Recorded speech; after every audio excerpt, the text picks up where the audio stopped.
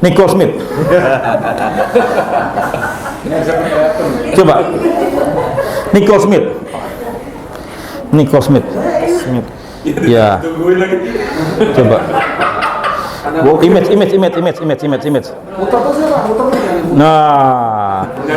Giliran begini gue suruh nyari. Nah. Itu Nicole Smith. Ini true story, fakta. Bintang seksi Amerika, almarhum tapi sudah almarhum ya, sudah meninggal. Ya, dia menikah dengan Frank Marshall, Raja Minyak Amerika. Ya, dia usia 80 tahun lah si Frank Marshall tuh. Nicole Smith masih usia belum 30. Ininya gede. Ya. Kemudian menikahlah di Las Vegas. Resmi negara, oke? Nah, kemudian setelah dia menikah, Frank Marshall menyesal dan tidak mewariskan apapun kepada Nicole Smith. Nicole Smith apa? Menggugat. Karena dalam peraturan undang-undang Amerika, istri sah mesti bayar. Sekian ada aturannya. Dia menggugat, dia menang dan bagi 50-50. Istri tua 50, istri muda 50. Makanya kalau mau bikin surat wasiat, mesti apa? Diskusi, ngobrol sama pengacara ataupun yang paham undang-undang waris kan. Jangan sampai salah. Tadi Pak Dede disetujui karena tidak menyalahi aturan negara. Tapi tadi si Frank Marshall tidak disetujui karena melanggar haknya Nicole Smith. Lo masa pakai nggak bayar? Bayar dong. Nih, orang sugih. Nih, si orang tua sugih nih, saya bilang nih, ini saya punya driver pada waktu saya di Antara, ya. Orang tuanya punya sawah, punya rumah. Anak paling tua merasa harta orang tua adalah haknya dia. Disuruh jual lah, dipaksa payah, ojok-ojok jual, dibagi-bagi. Tuh bapaknya sekarang tinggal di mana? Numpang di sana sini, nggak punya sawah untuk di usaha atau kebun. Jangan dibagi, ya. Tidak boleh anak-anak minta orang tua. Nah, saya punya mertua dan orang tua saya. Jadi pada waktu saya punya mertua yang laki udah meninggal, tinggal mertua perempuan. Kemudian orang tua mertua mau jual satu asetnya, dipanggil semua anak-anaknya, ya. Mama mau jual, mama pakai buat hidup. Ya semua anak-anak setuju.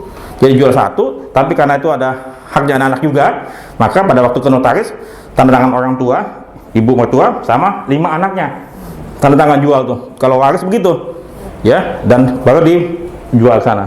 Itu bisa.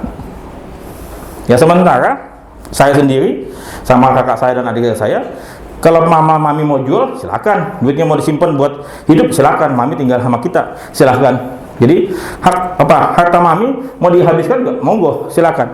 Kita nggak minta. Kenapa? Karena itu memang haknya beliau. Ya, jadi hak orang tua bukanlah hak anak-anak. Warisan adalah apa? Bonus, tambahan. Ya, jadi begitu Mas Prima ya. Mau dibagi boleh, silakan kalau banyak. Kalau cuma itu doang. Nah, mengapa juga tadi Mas Prima nanya? Ada case juga nih, case. Saya punya kawan, salah satu kawan saya di Gramedia Group punya mertua jenderal,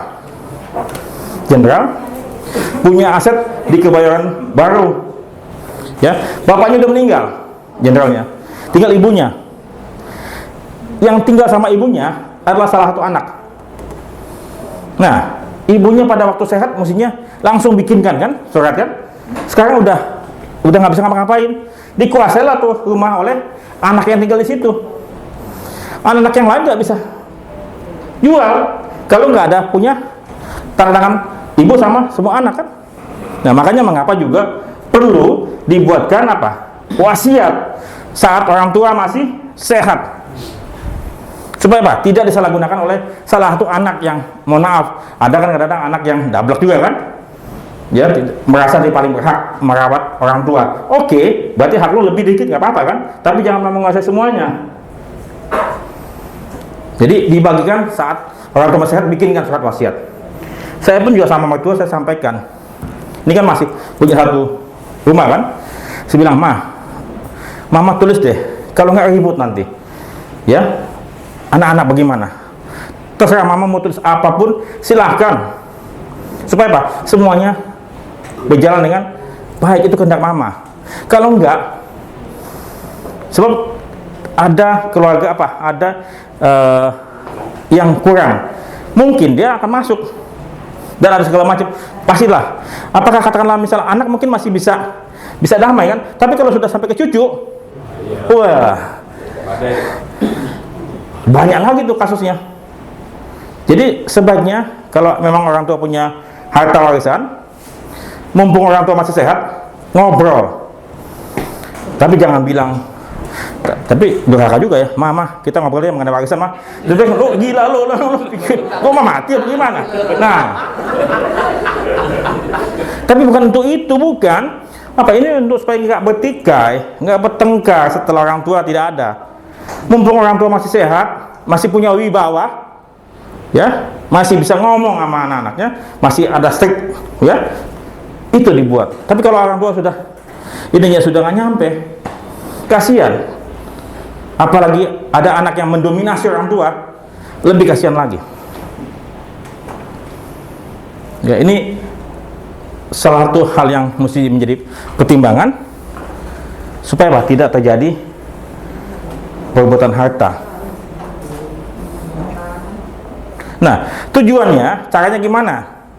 Ya, pertama Pak, mendata harta warisan agar terakumulasi dengan dan tidak tercecer atau hilang demi orang. Jadi kadang-kadang orang tua tuh punya harta, ada juga kejadian suaminya meninggal dunia, tapi dia nggak pernah ngomong sama istrinya. Di mana saja dia punya harta, simpanan bank, deposito segala macam. Bingung nggak? Bingung pasti. Ada suami yang tidak terbuka terkait dengan apa yang dia miliki. Seakan-akan istrinya mau menghabiskan. Sebaliknya juga sama, ada juga istri yang diam-diam dari suaminya. Kalau dia meninggal, siapa yang punya tanah? Siapa yang punya tabungan tersebut? Siapa? Apakah bank mau kasih tahu? Mbak, Bu, ini ada tabungan Bapak senilai 50 miliar. Yang kita punya deposito aja kadang-kadang raib kan?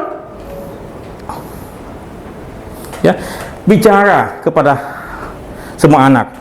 Kalau misalnya masih sehat, datangin. Misalnya Papa punya tanah di Payakumbuh atau di Bukit Tinggi, datangin di mana tuh? Mumpung ayah masih punya kenalan di kampung kan? Ya, di mana? Ada patoknya apa enggak? Kalau perlu bikin surat. Kalau ternyata suratnya masih surat girik, dibuatkan segera sertifikatnya supaya apa? Supaya sah. Jangan diabaikan.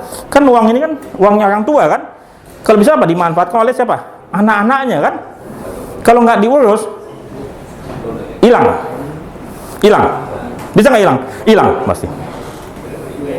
Ya, jadi tidak tercecer, mempertahankan keutuhan dan kerukunan anak-anak pasti. Ya, panggil semua anak-anak sebelum orang tua meninggal. Nih, buyut ya, Papa Mama mau kalian akur. Papa Mama akan bagi rata semuanya. Walaupun kamu yang lebih mampu atau kamu kurang mampu, Papa bagi rata semuanya. Supaya apa? Ada keadilan. Kalau nggak nanti ada yang merasa kok adik yang tidak mampu dikasih lebih banyak, katakanlah misalnya dia punya anak dua, kakaknya yang mampu cuma dikasih 20%, ini 80%. Jangan 50-50 karena haknya sama kan? Oke. Menghindarkan jatuh ke tangan yang tidak berhak. Nah, sanak keluarga di luar kendali, keluarga inti. Tuh, siapa anaknya? Anaknya Vanessa Angel.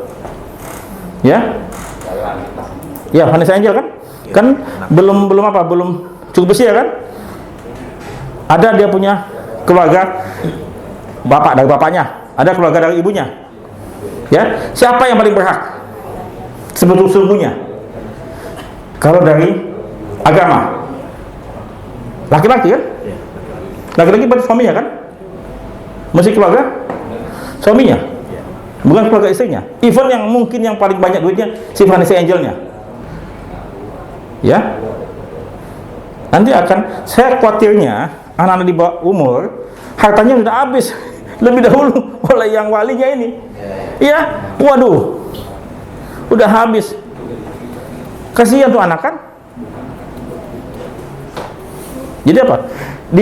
Makanya dibicarakan sebelumnya. Nah, Latino dancer, pertikaian ibu dan anak. Ini cerita juga nih, saya bikin cerita nih. Jadi seorang pengusaha kaya raya punya istri cantik, dia bapaknya usia 60, istrinya usia 50, tapi masih oke punya, ya. Anaknya usia 25 tahun, ya. Kemudian sang ayah meninggal dunia. Ibunya ingin belajar salsa, ya. Dia belajarlah salsa, ketemu orang Latin, ya, yang bikin biasa kan gitu, ya. Waduh, dia naksir sama pelatih dansanya tadi tersebut gitu. Sang anak melihat suatu ketika di kafe itu mobil bapaknya. Kemudian mobil kemana? Ke hotel. Ibunya sama Latino dancer. Ributlah tuh anak sama ibu.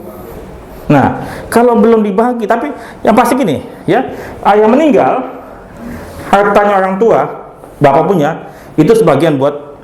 Jadi gini, ya, semestinya harta orang tua 50 suami, 50 istri. Oke, tapi kalau bapaknya sudah meninggal, berarti haknya bapak 50% ini mesti masuk ke istrinya dan ada masuk ke anaknya. Ini mesti di apa? Masuk pengacara supaya uang bapaknya nggak habis kesedot sama Latino dancer. Ya, karena kadang-kadang ada demikian. Ya, begitu Mas Wahyu. Nah, pecahan waris ada beberapa cara. Tadi kendak pribadi, yang tadi Pak Dede, ada agama, ada adat, atau negara, ada internasional. Terserah Anda mau pakai yang mana. Tapi yang pasti, anak perempuan tidak minta dilahirkan sebagai anak perempuan. Begitupun juga anak lelaki, tidak bisa memilih jenis kelaminnya. Ya, kalau saya berpikiran, saya bagi rata semuanya. Anak-anak semuanya apa? Anak kita. Semuanya kita sayang. Jangan sampai ada hal-hal yang nyangkut di hati anak setelah kita bagi harta kita. Ya, kecuali anak kita sudah memahami, silahkan. Ya, jangan sampai apa? Timbul pertikaian setelah orang tua tiada. Itu yang kita hindari. Jangan sampai kita ada di atas dan anak-anak kita bertikai, kita tidak rela ikhlas meninggalkan anak-anak kita. Nah, jadi ini buku saya mengenai wasiat, ya. Jangan mati dulu sebelum tulis wasiat, ya. Ini seolah wasiat saya kepada siapa? Kepada anak saya. Dalam buku ini saya tulis wasiat saya kepada anak saya. Jadi sesungguhnya saya sudah menulis wasiat dalam buku saya kepada anak saya, yang saya bisa bagikan pada Anda. Ya, dalam salah satunya, ya. Jadi begini, mengenai mau dimakamkan di mana, ya, siapa, dengan cara apa, bisa nggak bikin ribut? Bisa. Kayak misalnya siapa, Whitney Houston, ya, kan ribut tuh kan? Ya. Kemudian apa? Dimakamkan di mana? Ada yang katakanlah misal maaf, ada yang mau dimakamkan di caranya dikebumikan, ada yang dimakamkan di kremasi. Ada yang dimakamkan dengan cara apa lagi? Dengan agama apa? Ya, ada loh. Mungkin katakanlah maaf, mungkin sang ayah nih pindah agama dari satu agama ke agama lain. Kemudian orang tuanya itu masih mau pakai agama orang tuanya. Ini istri, kan dia udah jadi suami gua. Ada loh saling merebut. Ini mesti apa? Anda pikirkan. Ya, supaya apa? Anak nggak pusing. Kemudian apa lagi? Mau dimakamkan di mana? San Diego. Padahal nggak duitnya. tiap tahun pelihara. Ya, kalau saya sih nggak mau dimakamkan, mendingan alung aja. Kenapa? Karena coba, Mas Wahyu berziarah setahun sekali apa 2 tahun sekali? Belum. Ya? Belum tentu. Ke ziarah kepada orang tua atau ke nenek? Kakek. Kakek. Setahun sekali ada nggak? Belum tentu sama sekali. Gimana anaknya? Jadi apa? Makamnya nggak terurus. Iya. Jadi daripada nggak terurus, ini kenapa? Pikirkan, mungkin punya tanah sendiri atau bagaimana? Tapi kalau TPU, pasti apa? Akan akan disita kan? Ya. Kemudian Anda jangan berharap foto Anda dipajang di rumah kalau Anda sudah meninggal. Serem tahu? Iya, apalagi mukanya. Waktu anak Anda, cucu Anda mau kamar mandi nggak jadi. Ya, jangan berharap. Ya, jadi paling Anda dikenang oleh anak Anda, cucu Anda belum tentu, apalagi cicit. Siapa tuh Pak? Serem amat. Saya sampaikan kepada saya punya anak dan istri saya dalam buku saya, udahlah, nggak usah panjang foto saya. Udah, yang penting kamu simpan dalam pikiran kamu, hati kamu. Udah. Saya nggak minta sesuatu yang memberatkan mereka. Udah, selesai. Mudah-mudahan kebuka semua. Nggak apa-apa, saya lagi acak-acak pikiran kamu. Lagi acak-acak. Ya, intinya begini. Apa yang saya sampaikan menjadi referensi. Silakan mau dipakai, silakan dibuang kalau nggak cocok. Ya, tapi pahamnya bahwasannya Anda harus apa? Hidup mandiri. Ya, supaya apa? Tidak menyusahkan siapapun. Mungkin begitu, Pak MC. Kalau masih ada yang mau bertanya, silakan kita diskusi. Silakan Mas Wahyu. Apa? Mau nanya apa gimana? Tanya. Bagi warisan kayaknya. Bagi warisan. Beri warisan kalau orang tua kita nggak punya apa kan? Awalnya nanya poin 2 tadi Pak. Apa istri dua? Iya, poin 2 tadi. Poin dua yang mana? Yang ada 8 tadi Pak, yang nomor 2 tuh Pak, ada yang apa? Spontan apa Pak? Oh, maksudnya dia nunjuk dirinya sendiri. Kan begitu. Itu Pak, Yes. saya belum nyamuk nggak gitu saya Pak. Siapa om namanya om? Saya Wahyu Pak. Oh Wahyu. Yang mengenai ini Pak, mengenai Golden Age. Ini Golden Egg lah. Iya dong. Masa muda ya. Kan Pak Fedi bilang apa Pak itu teori gitu ya. Kalau teori nggak usah diterusin.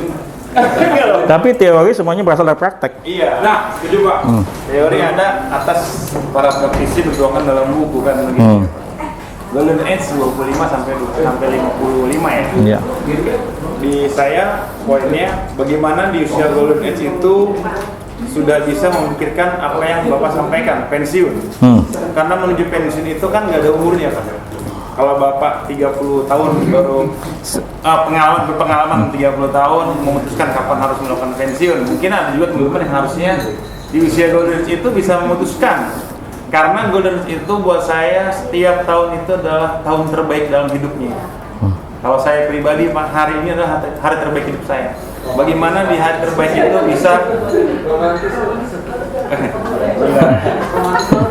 bisa dioptimalkan. Jangan sampai kita merasa nanti akan ada tahun terbaik lagi.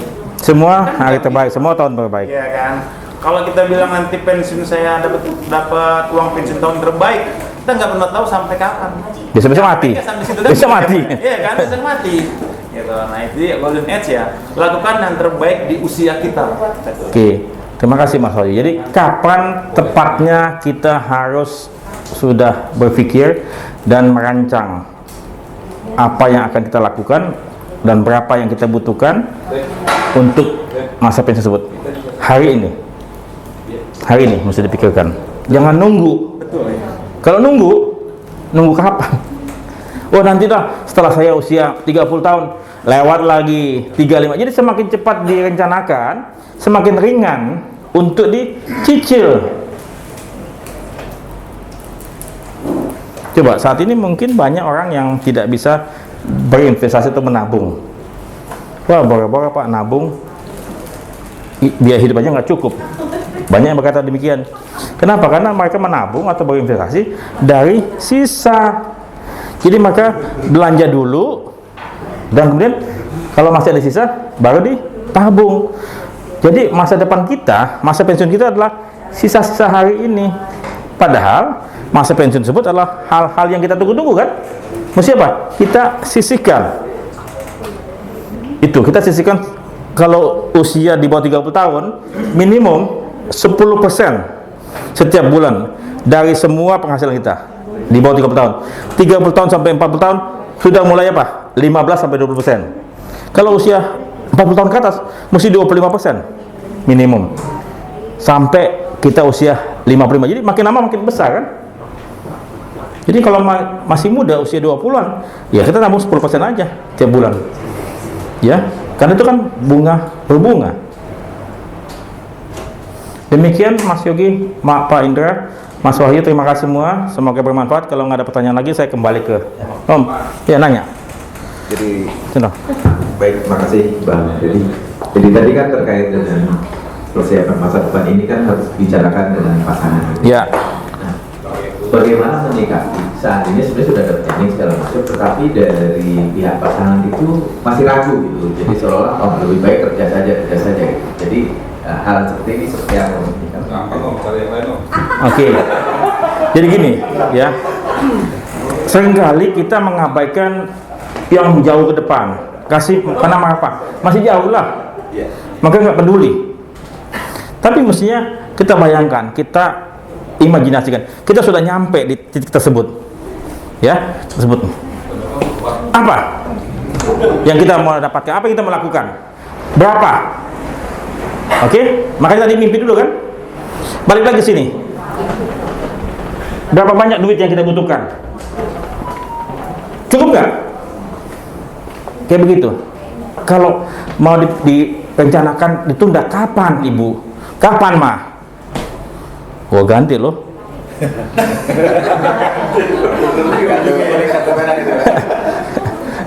Jadi kapan? Sekarang. Saya laki-laki, kamu laki-laki, ya. Laki-laki kepala keluarga yang mengambil alih. Untuk kebaikan, lakukan. Itu poinnya. Ya. Ya, karena apapun yang kita lakukan untuk kebaikan harus dilakukan. Silakan.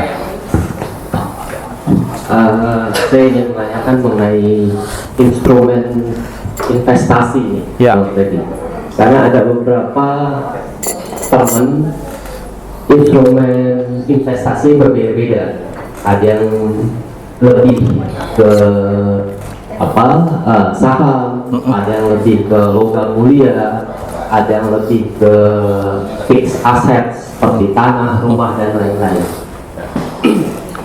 Pertanyaan saya, pengalaman Bang Freddy selama ini sebagai financial planner, itu instrumen mana yang baik buat kita sebelum kita memasuki masa pensiun? Itu satu.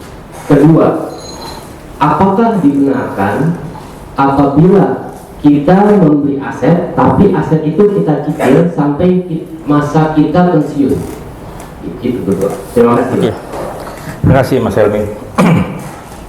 Jadi kalau ditanya aset apa yang paling bagus buat saya, tidak ada aset yang baik untuk semua orang. Tidak ada. Misalnya properti bagus untuk semua orang, mungkin iya untuk rumah pertama, tapi ke rumah kedua, ketiga belum tahu apakah dia paham. Kan dia mesti paham dulu kan, apakah cocok saham buat Mbak siapa? Rika. Kalau nggak paham, jeblos. Oh, saya mau bisnis. Kalau nggak paham, jeblos. Makanya apa? Pahami dulu. Jangan mendengar orang lain, tapi belajarlah, cari tahu. Ya, saham. Oke, saham. Bagaimana cara bermainnya? Bagaimana berinvestasinya? Apakah saya jadi investor ataukah jadi trader? Saham apa? Kapan dibelinya? Ya, kemudian pakai sekuritas mana? Cobalah sedikit demi sedikit dulu. Cobain. Ya.